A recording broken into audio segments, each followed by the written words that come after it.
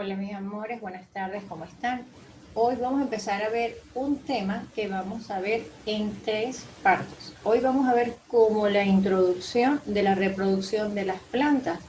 Vamos a ver un poquito de cada cosa y en las dos siguientes clases vamos a profundizar cada uno de de los tipos de reproducción de las plantas. La reproducción como tal es la característica que tenemos todos los seres vivos que permite que nos multipliquemos. O sea, todos los animales, todas las plantas, todos los insectos, etcétera, etcétera, etcétera. Cualquier ser vivo necesita perpetuar la especie. Para ello es necesario que se realice el proceso de reproducción. Hoy nos vamos a dedicar exclusivamente a la reproducción de las plantas. Según el tipo de planta se presentan dos tipos de reproducción, la que es sexual o por semillas, que ocurre mediante la unión de un gameto masculino y uno femenino. La palabra gametos hace referencia al elemento, o sea, necesitamos una célula femenina y una célula masculina. Y en el caso de la asexual o vegetativa, es aquella que ocurre cuando una nueva planta se forma, pero es a partir de un pedazo de otra planta, o sea, un pedacito de tallo, o de las hojas, o de las raíces. No necesitan la semilla. Vamos a ver los órganos reproductores de las plantas. Y estos cambian, varían, no cambian, varían dependiendo de si la planta es con semilla o sin ella. Vamos a ver las plantas sin semillas, especialmente sus principales representantes. Entre ellos está el musgo. El musgo es algo que es muy común, pero resulta que es realmente sorprendente. El musgo está formado por pequeñas plantitas, son sumamente minúsculas. Aunque uno ve el musgo como si fuera una sábana, resulta que no. Son plantas muy pequeñitas e independientes llamadas gametofitos. Son estas que ustedes pueden ver acá.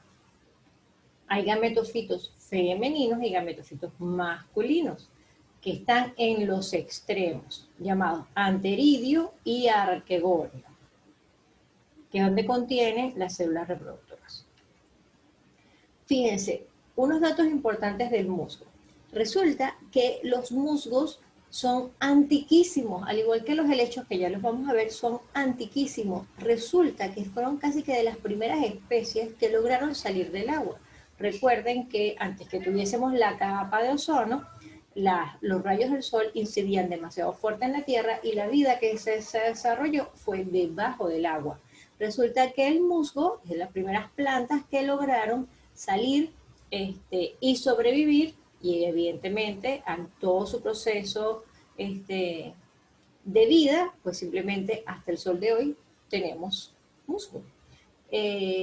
Gracias a la existencia del musgo, hay muchos animalitos pequeños que tienen protección y tienen hogar. A invertebrados, arácnidos, moluscos y anélidos. Además que el musgo sirve de construcción para los hogares de algunos pajaritos y algunos mamíferos incluso. Por ejemplo, el picaflor, el tucucito, como lo llaman acá, muchas veces hace su nido con pequeñas porciones de musgo. Cuando es la época de la reproducción del musgo, resulta que en una de sus partecitas llamada calidio crece un pedúnculo, que es una estructura que además llamada cápsula o esporangio, que simplemente es como una cabecita que se produce ahí, que además tiene una protección llamada cofia, y esa cápsula se queda ahí hasta que va madurando, madurando, y cuando está lista se abre y libera una cantidad de esporas, que son unas células especiales y resistentes que al dispersarse por el agua y el viento, cuando caen, logran germinar y se desarrollan nuevas plantas de musgo.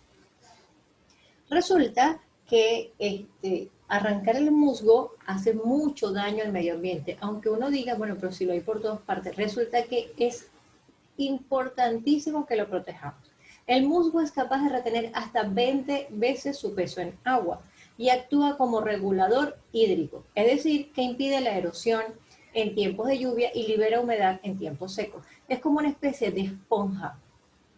el musgo logra retener grandes cantidades de agua y eso hace que el suelo no se dañe porque ellas tienen todas esas plantitas, así como una red, que están ahí evitando que el piso tenga, que el suelo tenga exceso de agua o falta de agua.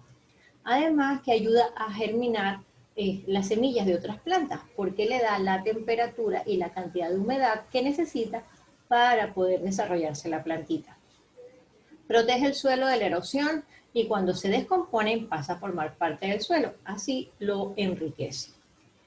Como ya les comenté, hay muchos animalitos que lo necesitan para vivir en él o construir las casas con él.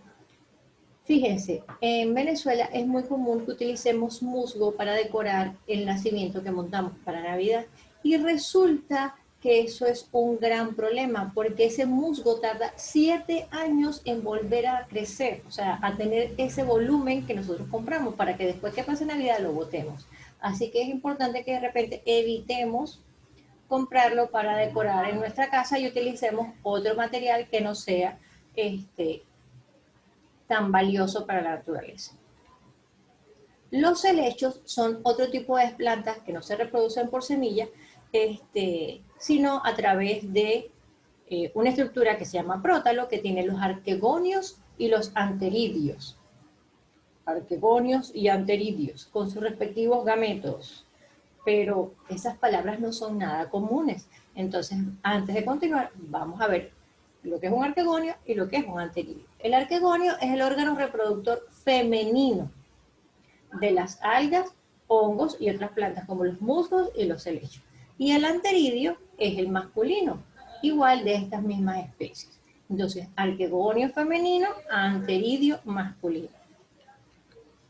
En el caso de los helechos, ustedes pueden ver, los helechos es una planta muy común en nuestras casas, en nuestra ciudad también. Y hay muchísimas especies, ya vamos a ver unos datos curiosos de los helechos. Resulta que si ustedes agarran una plantita de helecho y la voltean, eso se llama embés, la parte posterior de la hoja, ustedes ven que tienen aquí unas cositas llamadas soros, que si ustedes lo tocan, libera como un polvillo anaranjado.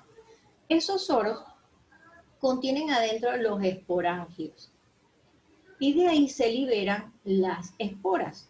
Y esas esporas van germinando y al caer en agua, pues simplemente los gametos, tanto femenino como masculino, se van uniendo y eso permite que comience el nuevo proceso de reproducción de nuestro helecho. Ahora vamos a ver plantas con semillas. Ustedes hicieron hace poco un germinador para una clase de inglés, así que probablemente lo que vamos a ver en esta parte de la clase se les hace muy familiar. Una planta con semilla tiene evidentemente su raíz, un tallo que le permite subir sus nutrientes, evidentemente sus hojas que tienen que ver con su proceso de fotosíntesis y sus flores que luego darán paso a la formación del fruto. La flor en las plantas con semillas es clave para su proceso de reproducción. En este caso, la flor es la catleya, que es nuestra flor nacional. La flor es el órgano reproductivo de las plantas con semillas. En la flor están los gametos masculinos y femeninos, y en algunas de ellas también se unen ambos para la producción de la semilla. Aquí pueden ver las partes de la flor. La corola es la parte formada por los pétalos. Ustedes pueden ver una gran cantidad de especies con diferentes colores, con diferentes tipos de pétalos, con diferentes texturas, motas, manchitas, etcétera, etcétera. Hay una gran variedad. Los estambres son las estructuras, estas que tenemos acá, son las estructuras masculinas que terminan con las anteras. En las anteras se producen los granos de polen. Y el polen contiene los gametos masculinos. El cáliz, esta partecita que tiene acá, es la que protege a la flor mientras ella se está formando. Le permite estar completamente protegida hasta que ella abra. El pistilo es la parte femenina de la flor. Está formada por el estigma, el estilo y el ovar. Aquí lo podemos ver, toda esta partecita. Y en el ovario se encuentran los óvulos, que son los gametos femeninos. De todas maneras, lo vamos a ver con más detalle en la siguiente clase, pero gracias a que las células masculinas pasan por acá, hasta que llegan acá para pasar el proceso de fecundación. Hay varios tipos de flores. Hay flores hermafroditas, femeninas y masculinas. Las hermafroditas son aquellas que tienen tanto la célula masculina como la femenina en la misma flor. Y eso permite su reproducción. Tienen tanto pistilos como estambres. En cambio hay otras, como esta que tenemos acá, que solo tienen un pistilo. O sea, quiero decir que solamente tienen las células femeninas. Y hay otras que tienen solo las masculinas. Cuando se va a llevar a cabo el ciclo para que podamos tener la semilla, generalmente la flor que produce los granitos de polen, que vienen las abejitas o las mariposas o diferentes tipos de insectos, y al caminar sobre la flor, pues simplemente se llenan de polen. Al volar a otra flor, pues pasa a iniciar el proceso de polinización, que como ven los granitos de polen, como les comentaba anteriormente, pasan por acá hasta el óvulo y ahí se produce la fecundación. Eso va a permitir la formación de la semilla y el fruto. El óvulo realmente se transforma en la semilla que lleva el embrión adentro. Y el ovario se transforma en el fruto. Evidentemente, cuando la fruta es ingerida o simplemente cae en la tierra, porque el fruto está en su proceso de descomposición, la semillita cae y comienza un nuevo proceso con una nueva plantita. ¿Cómo se desarrolla una planta con semilla? Ustedes pueden ver acá que pasamos por un proceso de germinación, que es donde la semillita germina y aparece la radícula, que es esto que está acá, de lo cual van a aparecer las raíces que crecen hacia abajo y el tallito que va a buscar crecer hacia arriba. Luego aparecen en el tallito las primeras hojas y así sucesivamente hasta que se convierte en una planta adulta. Cosas que no sabíamos. Aquí les dejo unas fotos de unos helechos gigantes. Resulta que los helechos, como les había comentado, ya son antiquísimos, pero son tan antiguos que se estima que llevan aquí en la Tierra unos 420 millones de años. Es muchísimo tiempo. Los helechos, indistintamente que sean grandes o pequeños, se reproducen por esporas. Que se agrupan en esas cositas que yo les comenté que están en vez de la hoja, que se llaman soros. Son sumamente antiguos. De hecho, se han conseguido muchos fósiles. Los fósiles no solamente son los dinosaurios. Hay fósiles vegetales que quedan petrificados. Y se han conseguido fósiles de helechos sumamente antiguos. En el caso del moho, hay unos animalitos muy curiosos que tienen que ver con él. Bueno, aquí nos pusimos a inventar que eran mohomalitos o animuslitos, y realmente esas palabras no existen, es solamente para la clase que le inventamos.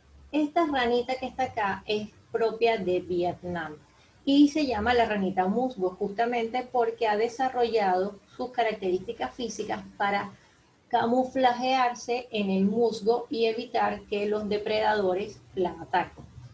Esto que está aquí es una especie de mantis religiosa, también llamada mantis musgo, porque su fisionomía ha ido cambiando para poder camuflajearse. Y en el caso de nuestras amigas las perezas, ustedes pueden ver cómo en su pelaje, por la cantidad de humedad que tiene, pues evidentemente también tenemos presencia de musgo. Y hablando de animalitos y cositas extrañas, vamos a hablar de flores. Hay miles de flores que son sumamente curiosas y únicas, cada una por un rasgo distinto. Aquí podemos ver esta flor que es muy similar a la de la marchita. Esa fruta que nosotros consumimos en jugo, su flor es sumamente llamativa, es sumamente hermosa. Esta flor que está acá la llaman la flor del Espíritu Santo por la forma que tiene, que parece una palomita blanca. Esta planta gigantesca que está acá resulta que no tiene hojas ni nada, sino que simplemente crece la flor y pues, como pueden ver es sumamente grande. Es propia de Indonesia, se llama Rafflesia arnoldi. Esta que está acá le llaman la flor cadáver. Es una flor que tarda muchísimo tiempo y es muy extraño que florezca. Llega solo la flor puede pesar 40 o 50 kilos. Y la llaman la flor cadáver porque genera un olor extraordinariamente desagradable como de cuerpos en descomposición para atraer a las moscas porque la necesitan para su proceso este, de, de reproducción. Ajá. La flor murciélago recibe su nombre por el color que tiene y la forma.